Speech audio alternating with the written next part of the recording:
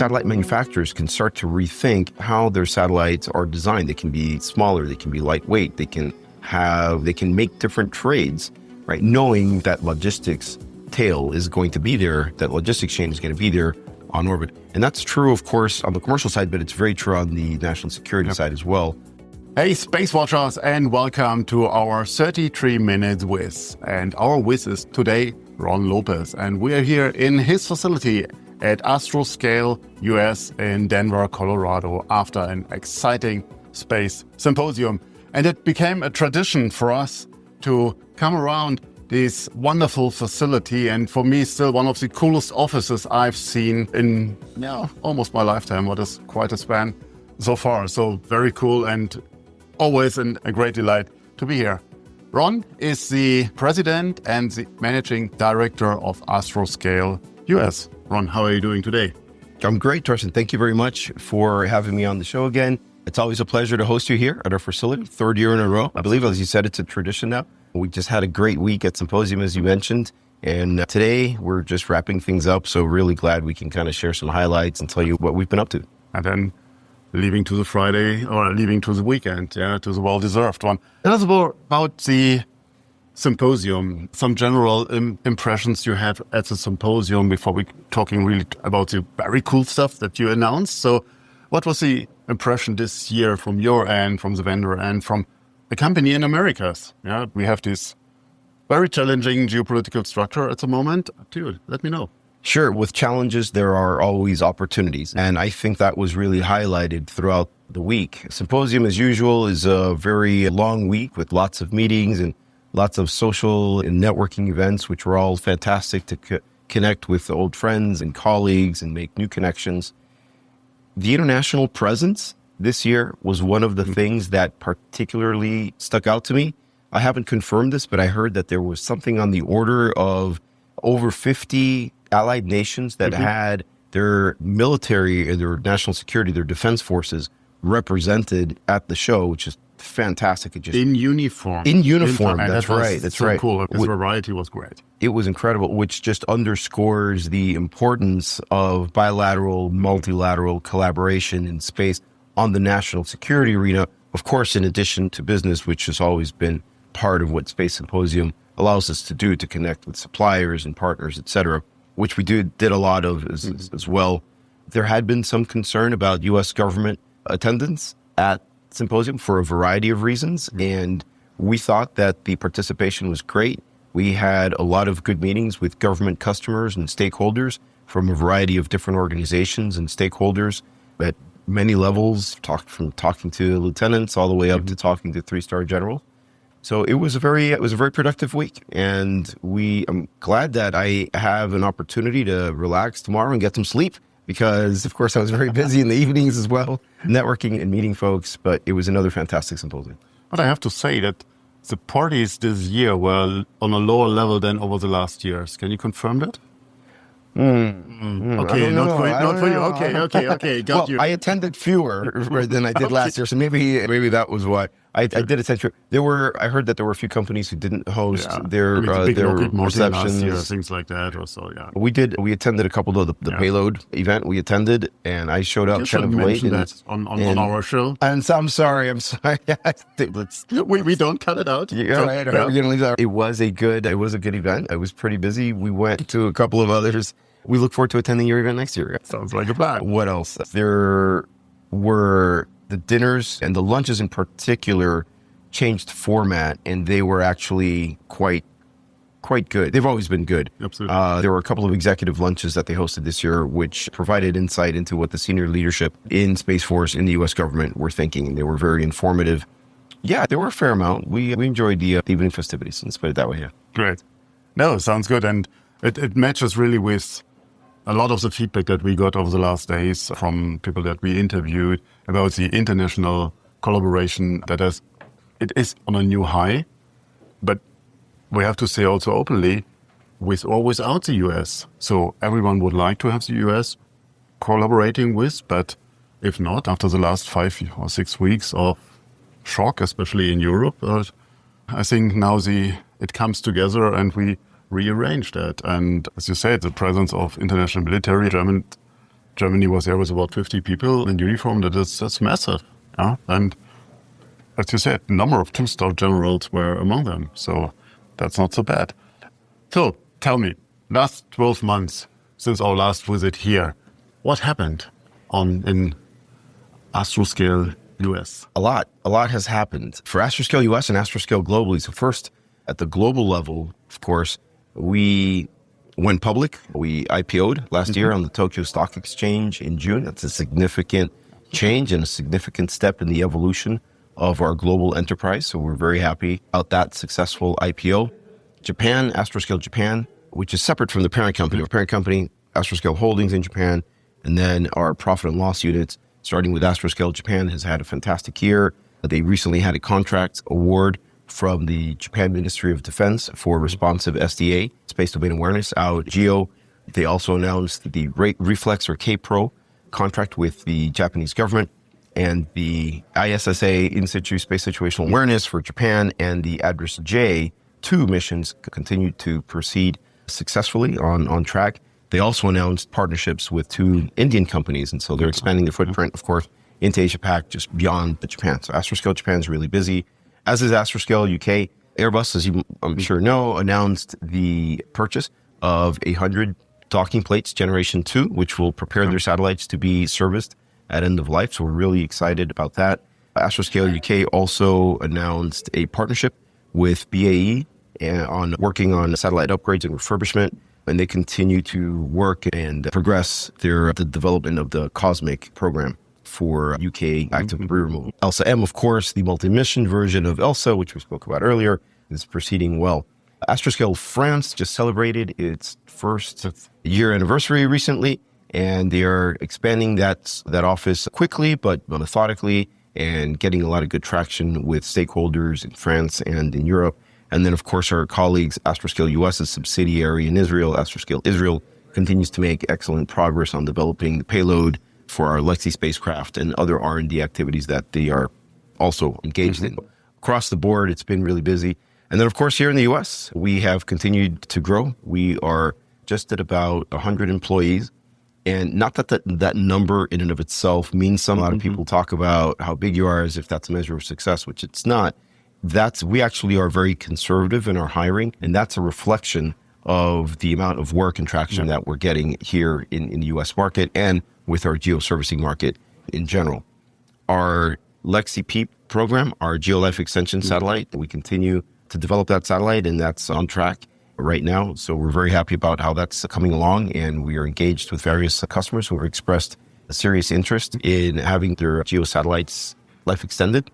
And in addition, of course, you were at the show, you saw the big news. We had an announcement about our refueling program out in GEO, our APSR spacecraft, which is now fully funded for on-orbit operations, for launch and on-orbit operations. And we are very excited about that. The partnership with Space Force has been phenomenal with Space Systems Command. It was a firm fixed price OTA, and which requires managing that program a little bit different than you would a normal cost plus kind of a program.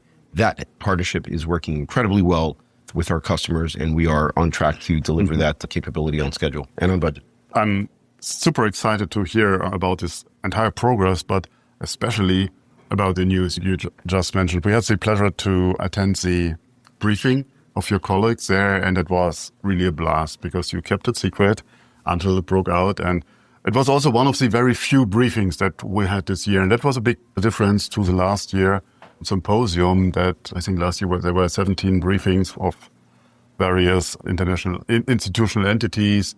And this year were, I think, just a handful. However, the briefing of your team was great.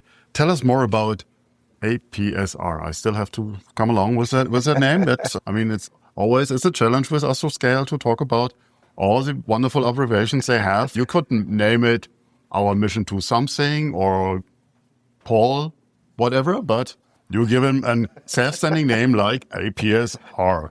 However, your choice.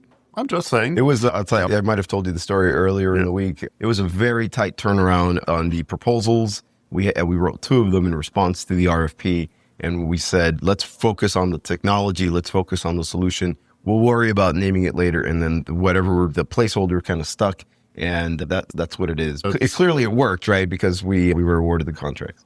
Absolutely, yeah. That's similar story my parents tell me about my name. But that's a different story. That's a different thing.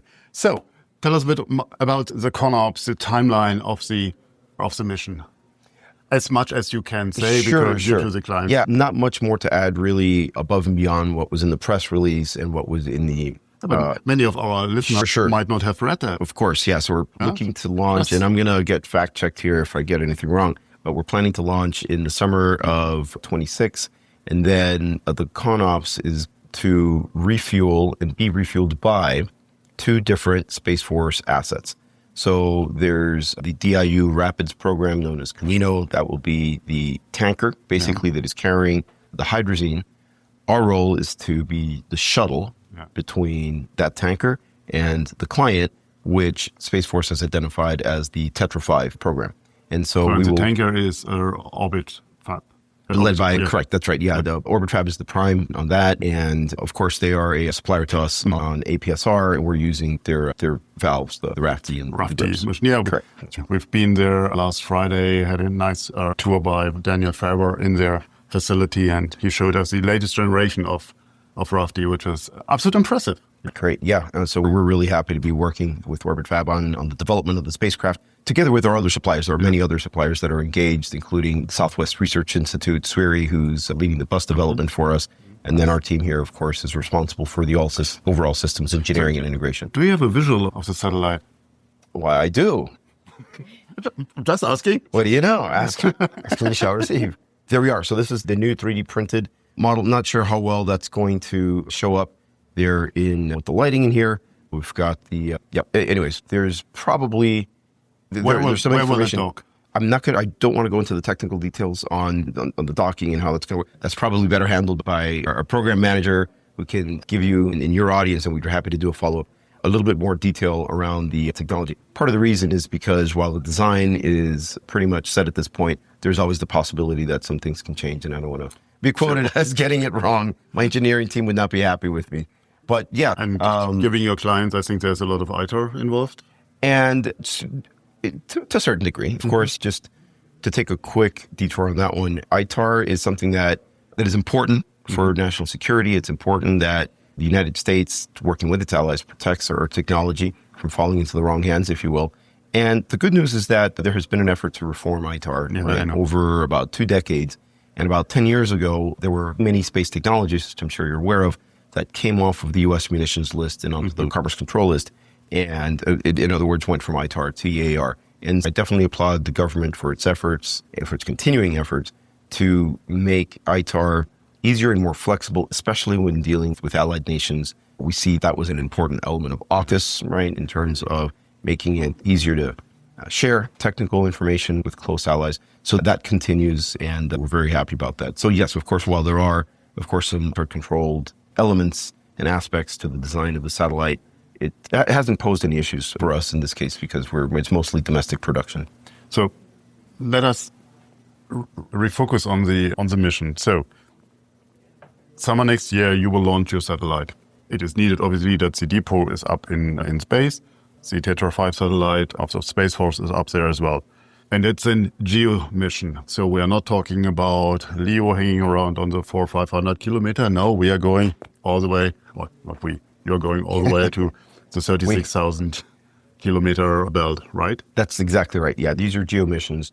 That's where a lot of the short-term demand is, or maneuver of both commercial and national security assets. And when I say maneuver, of course, moving around the geo belt, moving into different slots for a variety of different operational reasons.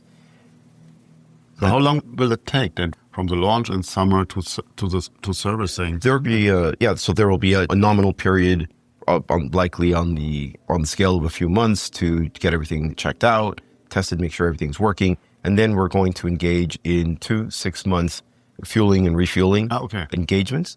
And we're not quite sure exactly what that timeline is, or I'm not quite sure exactly what that timeline is and exactly when it'll start and stop. That will be something that we'll work through with the detailed times of that with our customer, of course. We're talking about the space project. Right, exactly. So it's impossible to predict the timeline. But that's nominally how things will work. We get everything checked out. When things are ready to go, then we'll begin the refueling mission, and then we'll check in with our customer and make the detailed plan on what happens next. So those are going to be the two major events. And then, of course, at the end of mission, then we will take the spacecraft, as is the standard norm of behavior, out in GEO and responsibly dispose of it by taking it out to the graveyard orbit in super GEO. But also the refueling does not happen on the GEO belt. It happens, the fueling, not the refueling. It happens slightly above 400 kilometers above, something like that. That's exactly correct. Yeah. And what I learned, and I found it really fascinating, the same propulsion the satellite is using will be then also fueled and refueled. So you don't have separate depots. So you use more or less your own fuel and then That's exactly right. hand over someone the water. That's exactly right. Yeah. So it's a very novel design, which partly is due to the desire to pack as much capability into as small of a form factor as possible. So this is not a gigantic. So I was about to ask, so how big is the satellite? You're going to ask me that. So I don't want to. It's about kilos, 300 on that order of magnitude. Okay, yeah, give or take. Yeah. Don't want to go into the details on that. It was also, I was really impressed to see the costs. You talked about the contract, and the numbers were also released during the press conference on the request of one of my press colleagues, of course. But it was just on the, if I'm not mistaken, on the 68 million-ish range, correct? Approximately let me get a double check. 61 million. Yeah, I was going to say 60 is what I saw in the press. Okay. Actually, not 68. It was 60 that I saw quoted. And I'm wondering what happened with the other 60 million then. 61. Yeah, let me know if you find out. Yeah, no, so 61 is the total number. That of course is for the total program value. This piece that we were announcing here recently was to get the program fully funded and through launch and operations. A lot of that 60 million had already been previously awarded, and also includes a significant cost share from Astroscale. It was originally 12 million, and that number has shifted a bit because there's a 33% cost share requirement on this program.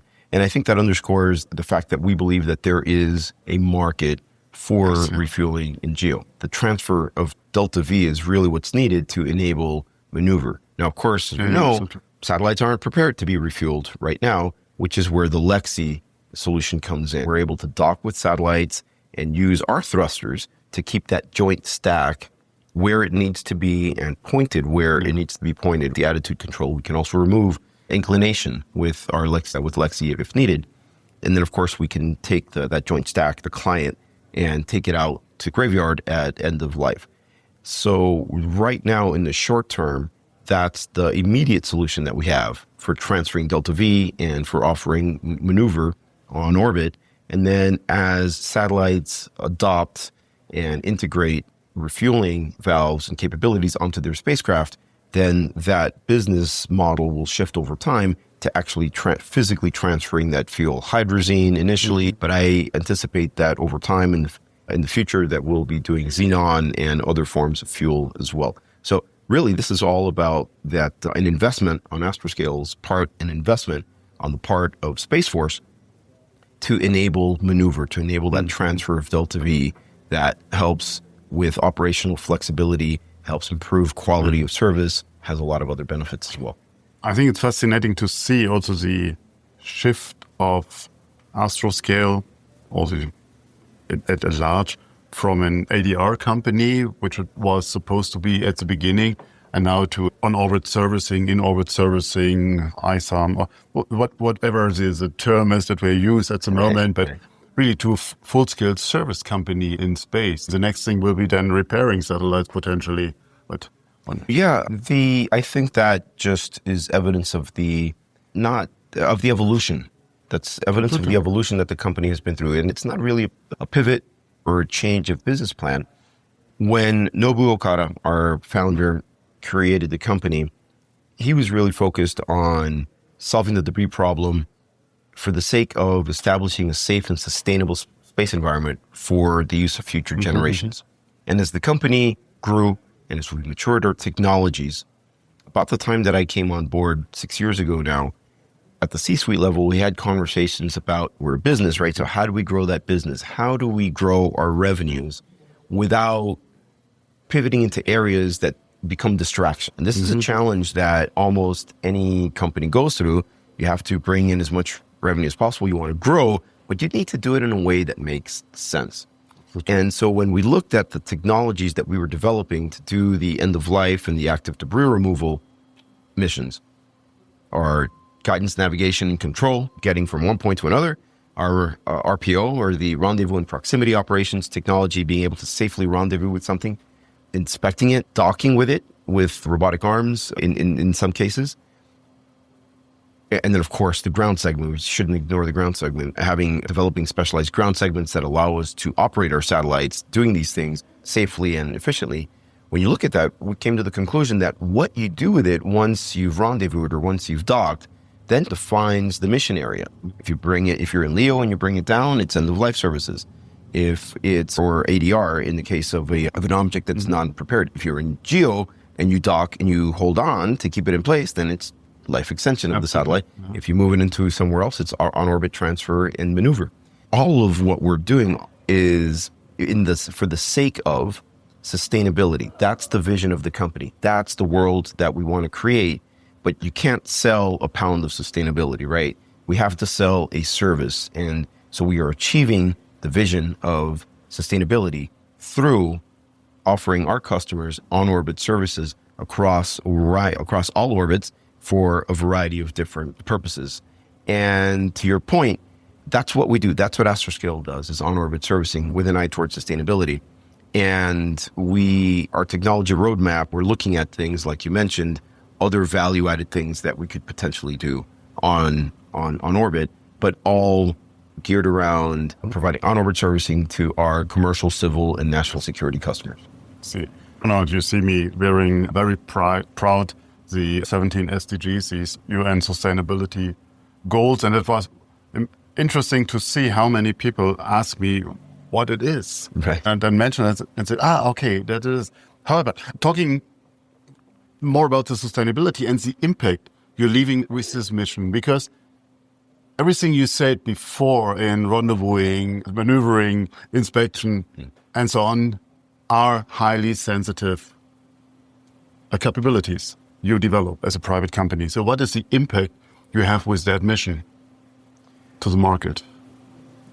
There's probably a couple of different ways I can address that question. First, and perhaps most importantly, we are really driving a paradigm shift around how satellites are designed and built. Now they're built to go up and last and hope that everything works well and nothing's going to be updated except maybe the software. And we have to do that because the technology just hasn't been there to be able to dock with a satellite and upgrade it and refuel it and those sorts of things. As those capabilities come online, then satellite manufacturers can start to rethink how their satellites are designed. They can be smaller, they can be lightweight, they can make different trades, right? Knowing that logistics tail is going to be there, that logistics chain is going to be there on orbit. And that's true, of course, on the commercial side, but it's very true on the national security side as well. I'm fond of saying that space is the only domain of military operations that doesn't have a logistics tail, a supply chain tail, if you will. As these capabilities come online, it's going to not just allow manufacturers to rethink how they approach design and manufacture, but it will also enhance and enable the operation of the satellites themselves once they are on orbit. It'll make operations more effective, more efficient. It'll give our commercial customers the ability to maximize the value of the revenue generating and the profit generating value of their satellites, of their assets on orbit once they're up there. And for our national security customers, it allows them to maximize the military utility, the operational effectiveness of these assets. One of the limiting elements to do anything in space is mass, as we know, so to get something up. And as over the last decade, plural, we have seen that the big birds, the 5 to 7 ton satellites, are shifted into smaller ones, mini geos now as well. So with this technology to being able to refuel, I can think of, as you said, on the commercial side, of complete different business models, because 60% 50-60% of a satellite mass is fuel, as far as I know. Probably Who am I? in that ballpark, yeah.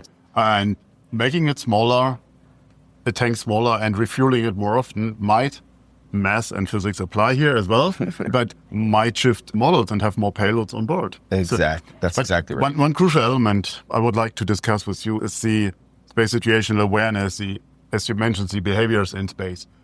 We see behaviors from actors that are monitored, that are flying around, geo-belt, looking here, looking there, listen in here, inspecting, which is not the behavior we want to see.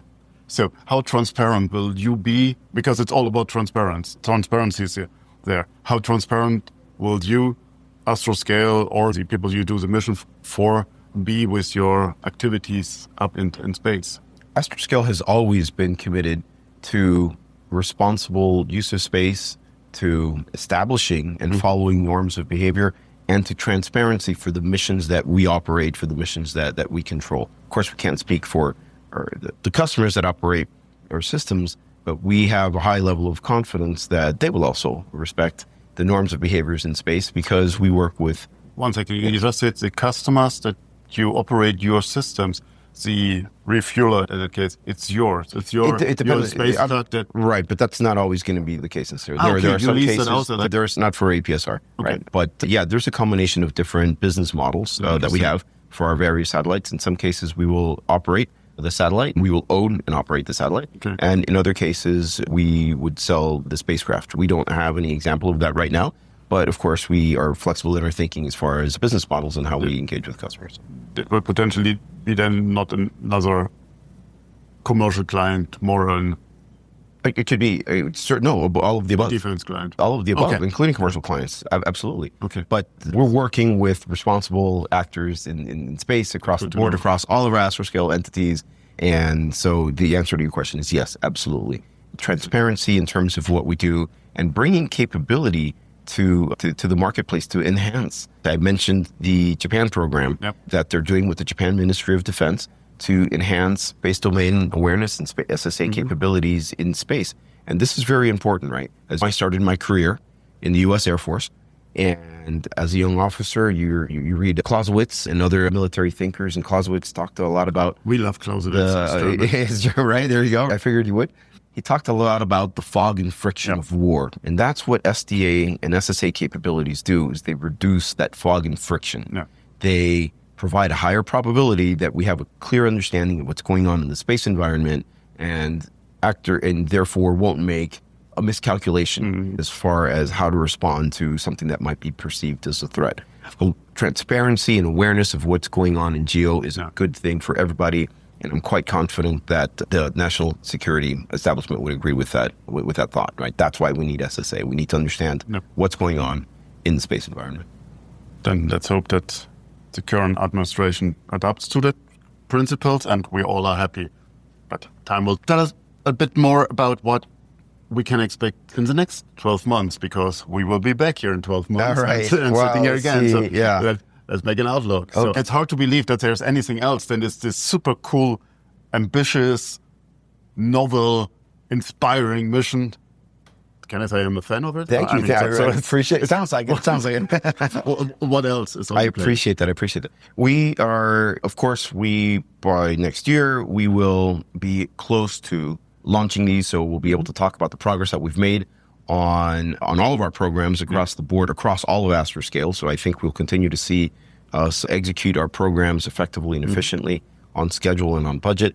And so I look forward to giving you an update when we talk about that then. And then I also expect that we will continue to work with partners, both in the US and internationally, to develop new and novel on-orbit servicing capability, whether it's in the RPO arena or docking and robotics, et cetera.